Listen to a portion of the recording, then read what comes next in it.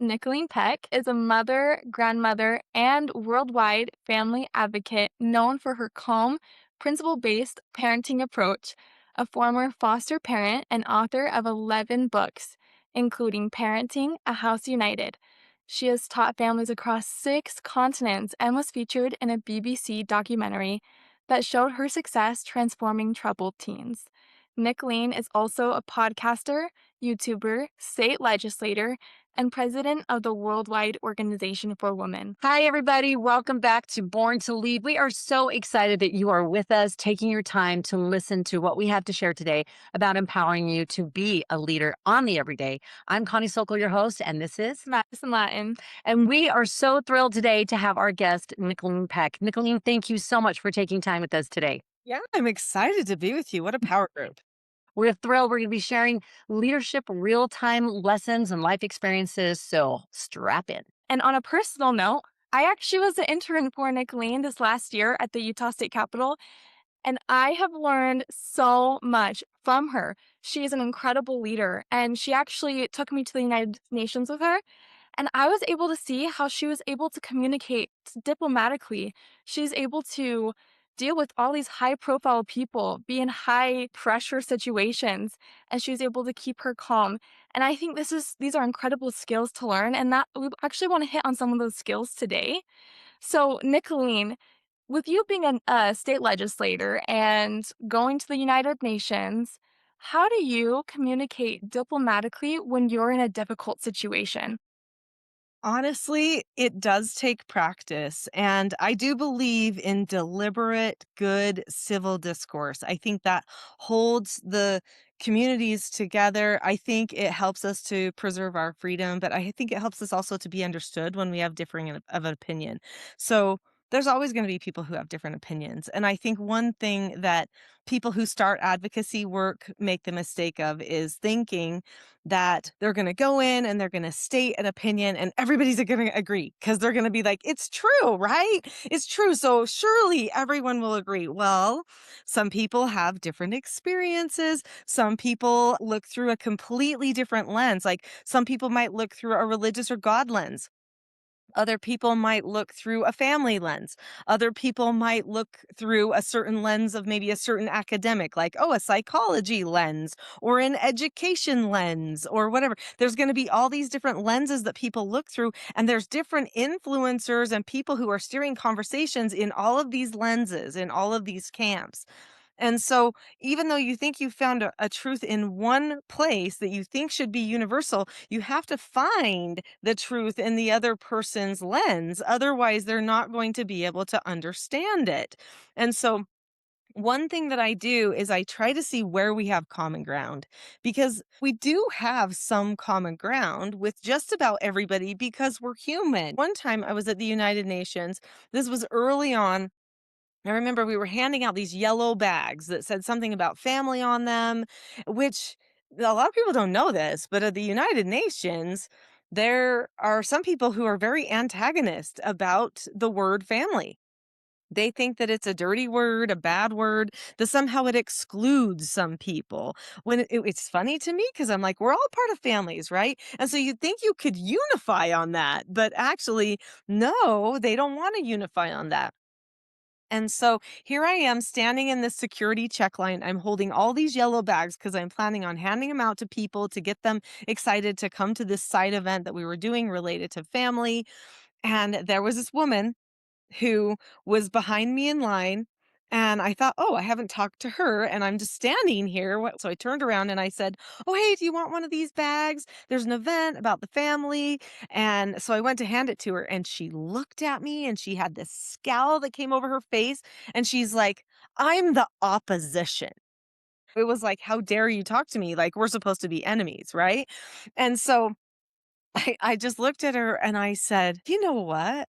I don't think anybody's the opposition when we're talking about family. And I said, and even if we think things that are different from each other, surely we all care about our families. And if you don't want one of these, that's totally fine. But I'll tell you what, I bet you what you have to say about families is pretty important to hear. Wow. And she just kind of like stood there. She still was like my opposition, but what do you do with that? Right. I love that you took the sting out of that and the back up and the ready to roar, right? It makes me think about Martin Luther King Jr. when he was on a march, he was coming around, and then a woman, all the crowds were on the side, and she stepped out and she spat on him. And then he went around the block and came back around again. And at the time when she spat on him, he said, "You're too lovely a person to engage in that," and then walked around the block. And when he came back around, she stepped down and she apologized to him. And I think that's the beauty of taking the bite out of what's happening. And like you said, engaging in that civil discourse and letting them know, I'm not going to engage that way. I'm really am not an opposition. Mhm. Well, and it's funny because people put each other in boxes. I mean, especially at the UN, but at legislatures all over, they do the same thing. "Oh, you're part of the" whatever, "the union group. Oh, you're part of the conservative group. You're part of the LGBT group," whatever it is, and they list different camps or groups that people are part of, and so they assume that that means that that person is going to have nothing to say of value. That story with Martin Luther King absolutely expresses that he didn't feel that way, right? That every person, even if they disagreed with him, had value, and he was willing to show that in his actions, right? We have to do that too within our families. I teach this kind of stuff in families with parenting and stuff like that all the time, but when we're trying to get our point across or have other people listen to us, we have to do the same thing. So there was a time this last legislative session, I ran some bills that were kind of controversial and got and engaged in some conversation about those bills, and people would come up to the Capitol to meet with me about those bills. So there was this one time where I was asked to go out to meet with somebody. I went out there and there was a whole group of youth, and there were a couple of adults that were in with these youth who I think some of them were high school, some of them were college age. And they were there to tell me how wrong I was. And I could tell that these couple of older adults were kind of steering the group and were really like skeptical of what I was going to say. There was this edge to them, right? So I just came out there and I said, "Okay, well, what can I talk to you about?" And they said, "Well, we're here to talk to you about this bill, which we think it's something that's meant to silence a certain group of people that isn't kind or caring, that you're not understanding what we need." And they started sharing experiences that they had experienced as being part of a certain group of people who felt like they wanted to be heard on this issue. And so I listened and I said, "Well, that's really hard that you've had to deal with that." And I said, I actually used to be a treatment foster care parent, and I had some youth that were in my home that I love, love, love. And I will always consider them some of my dearest people. And they also dealt with things like that. And I was constantly trying to help them find success, right? And so suddenly I could align with them in an area where we have some common ground. And so then I listened to them a little bit more and I shared a few things about where I was coming from and how I wasn't trying to hurt anybody, but that we needed to make sure that government funds weren't spent on things that weren't of a government priority because it's not right to do to a taxpayer. And so I was explaining this isn't anything personal. We're just disconnecting taxpayer dollars from things that are just personal agendas for people. And that's it. At the end of the conversation, I said, "Well, is there anything else?" This one boy said, "Yeah, this was way different than I thought it would be." He said, "This was like a good experience talking to you about this." And he said, "I know that we don't actually see the same way on the issue, but I thought I was going to have to fight you." What a gift. Being at the United Nations, but also the Capitol. And you would have experiences like this all the time, even with other legislators or senators. And I was in awe of how you were able to stay calm and you were able to find that common ground, that you were able to be respectful. And I kind of just like thought to myself, like, whoa, would I have done that? It probably took a lot of practice because I don't think everyone is born that way to just be respectful necessarily. They always want to stand up for what they believe in.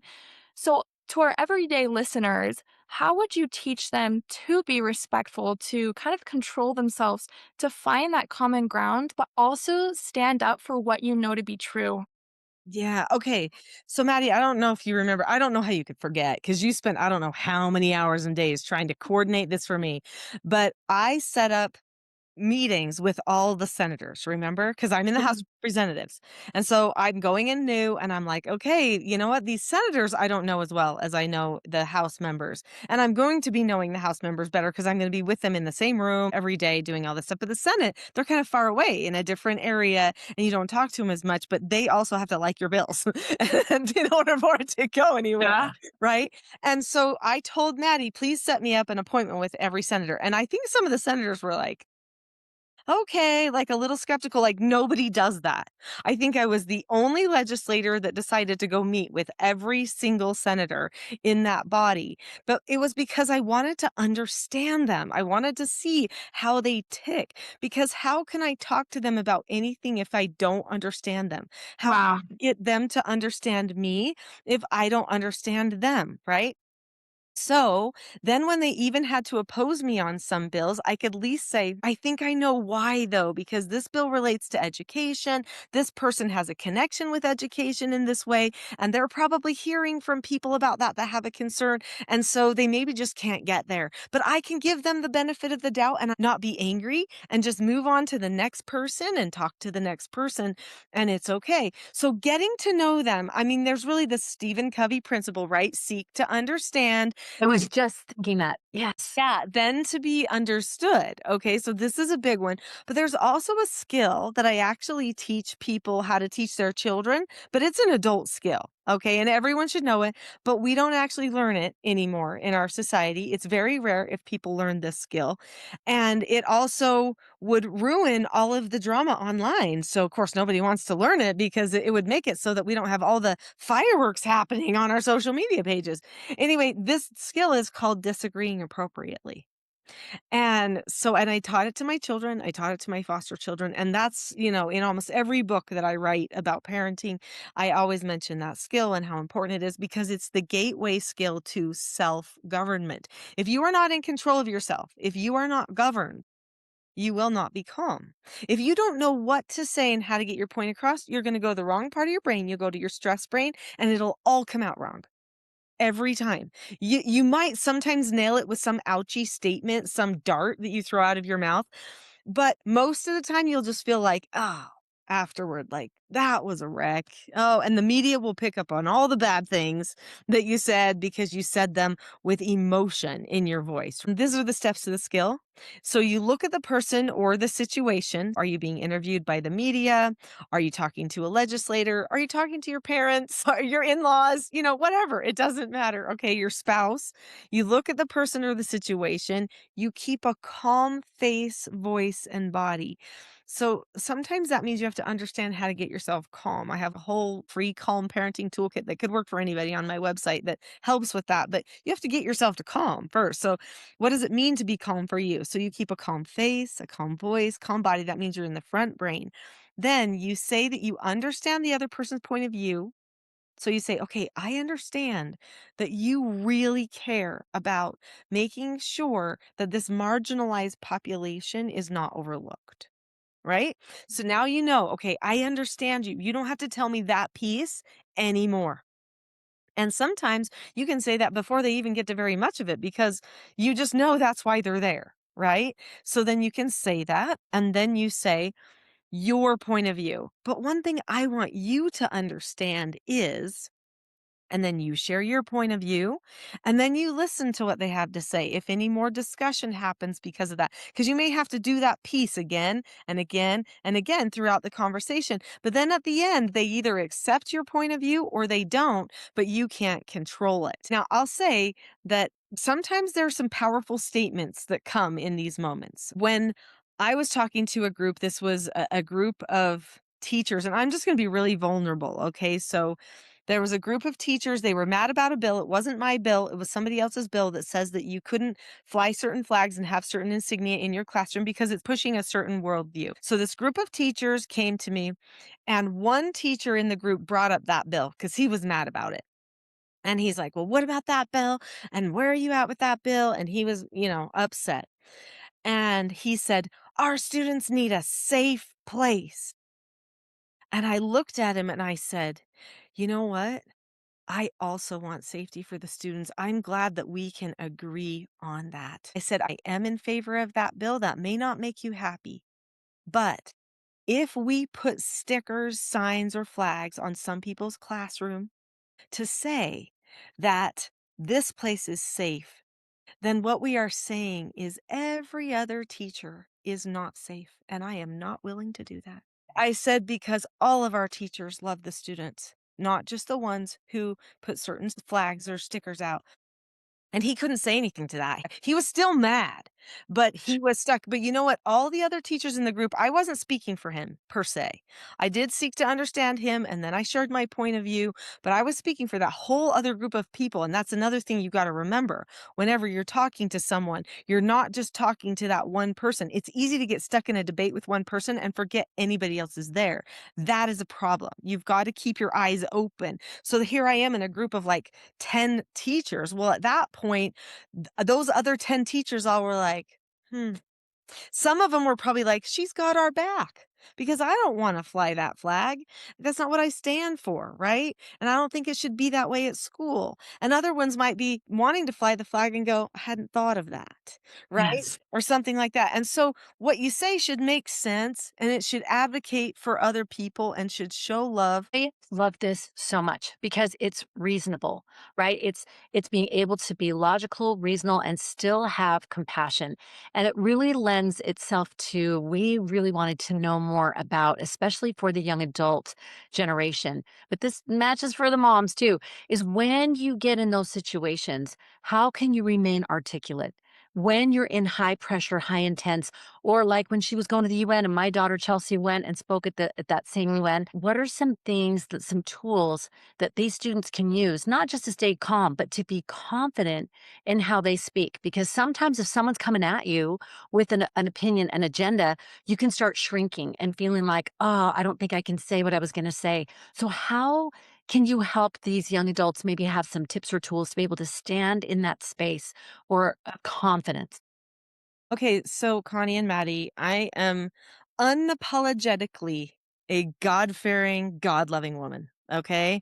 And so I'm just going to bring that right in because I already mentioned like my source of strength. That's it. Okay. That's it. Where does my allegiance lie? So you can have four different allegiances. You could have either an allegiance to God or goodness, which I have. Okay. Or you could have an allegiance to evil or wickedness, which most people don't have, but there's some.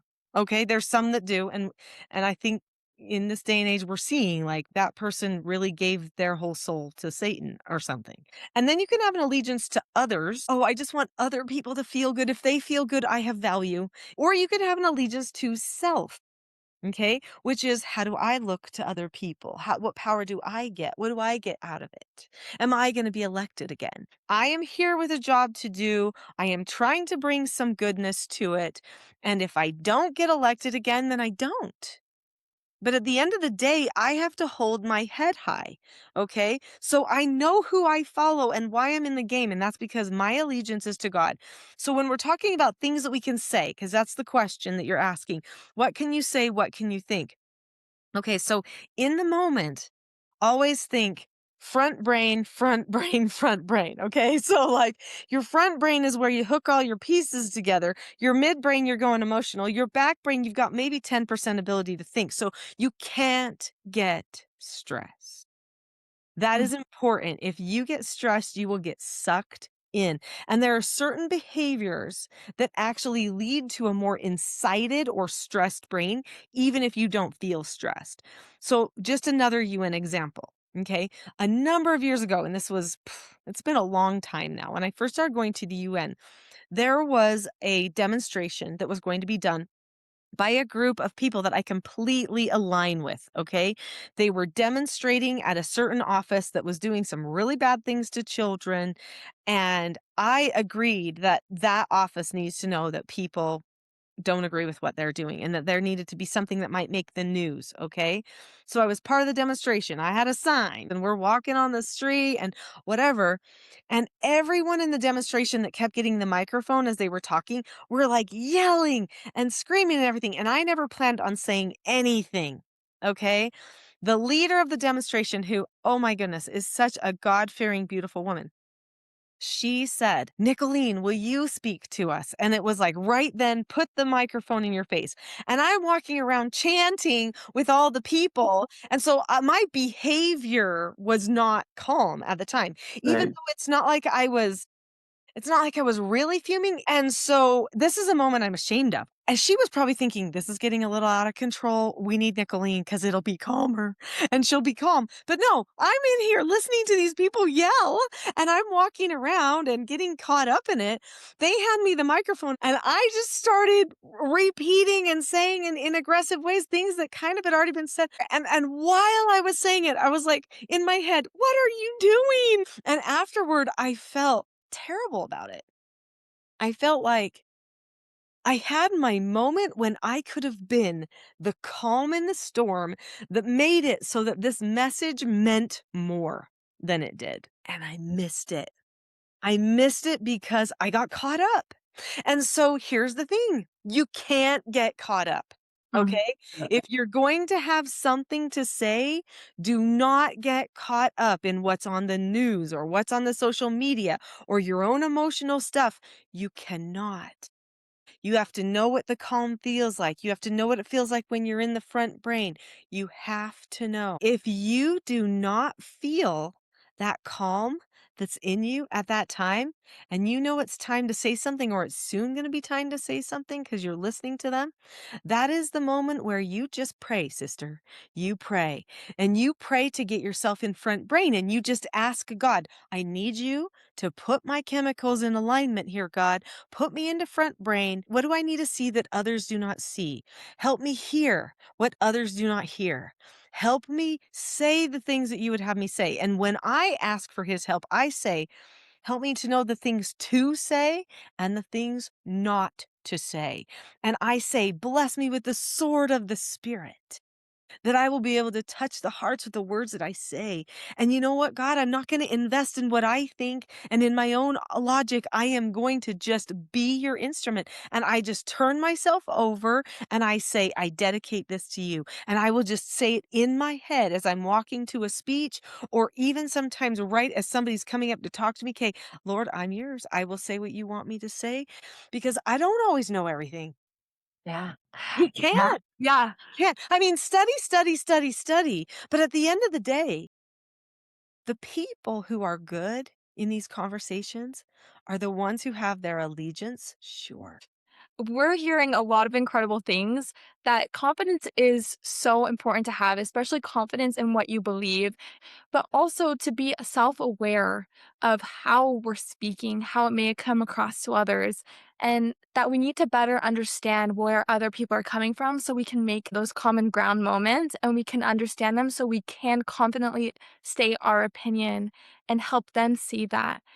And to all of our everyday listeners, we're teaching them how to lead. And maybe some might not feel ready to lead yet, but we believe that everyone is born to lead. How have you felt called to lead as just an everyday human being?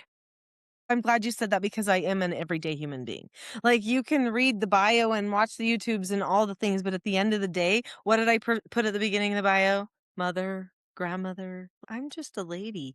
I realized a long time ago about who you are, your purpose, your mission. It's really not about what you do or the attention you get for things that you do, because I think people worry about the attention that they get. They think that they're not making an impact if they didn't get a certain amount of attention. That is not true. So your mission is more about who you are than it is about what you do. And when you're talking about who you follow, you're talking about your identity, really. Yes. Who Mhm. who Yes. are you? Do you know? So there are two things that increase confidence because you were mentioning confidence, okay? Two things. Number one thing is knowing who you are and who you follow, okay? That's huge. And this is why the whole world is trying to figure out what identity even means, okay? Because they think it means stuff that they like or whatever. No, it's deeper than that. You have to go to those truths, those things that are they're irrefutable. They're like, I was born as a woman. So what does it mean to be a good woman? I'm married. So what does it mean to be a good spouse? I'm a sister. So what does it mean to be a good sister? When you go back to those roles and those identities, you have to identify those and then magnify them. You don't say, I really, really love cartoons, so I'm a cartoon character. No, that's not how it works. You don't get to invent that. So knowing who you are, this is huge, and who you follow goes along with who you are. Okay. Do you follow media? That would be the cartoon character example. Or do you follow, a higher authority? For me, it's God. Then the second thing is the work. You have to put in the work. So I think people are never confident in what they're going to say if they haven't actually studied. If they are just following what other people say, they don't have much to go on. And if people don't agree, they're probably going to get emotional. So what you have to do is you have to do your work and you have to study. Not only do you study about your identities, in my case, that would be studying scripture and immersing myself in God's word. Oh, then I'm going to start studying other things. I might watch some stuff related to news or read some articles that academics put out, read some studies, read tons of books that are classical. They're going to bring me back to my truths too. So then when I see stuff happening around me, I actually have a lot more to say because I can syntopically hook more pieces together. There's different levels of learning. There's the elementary learning where you know what you read and you can regurgitate it back. That's where most people stay.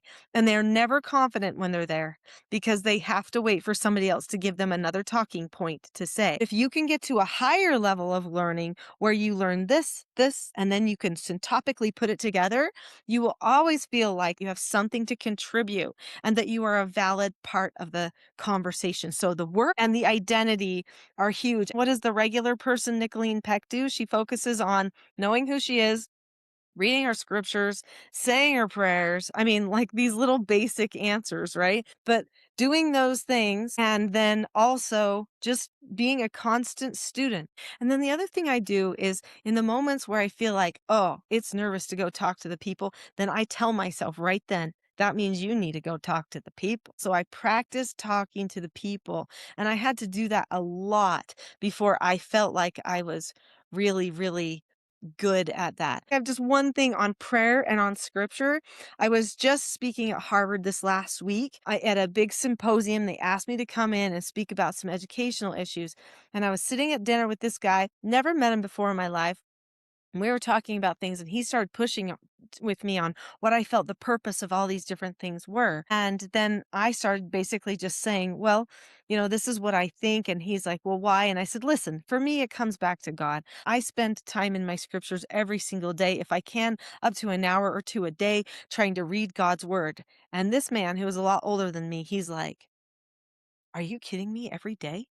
And he was a religious man. And I said, yes. And he said, that is so admirable. He's like, I have tried really hard to just read like a psalm a day. And he's like, but I have to make a total system to do it. He's like, and I thought I was really doing something. And he's like, you're way younger than me and you're doing that. And I said, well, I've just made it a habit in my life. I don't feel like I can navigate this world without surrounding myself with more truth than there is false that's going on around me. And he was like, wow, I would support anything you do. I want to read your books now. And we'd never met each other before, but it was just mind blowing to him. Simple thing that I would spend time strengthening my core. But I love the example that you just gave because it isn't so much what we say. We know everything comes back to trust. If you trust the person talking, what would you do if you trusted them? Well, then you're open. You'll listen. You'll participate in something with them because suddenly you feel the lack of fear, the lack of defenses. And it's because you're living in alignment, right? So I think that's a very key piece of that confidence is living in alignment with that identity, with those values, with those things that you're pursuing that you feel strongly about, that you're living in that everyday alignment.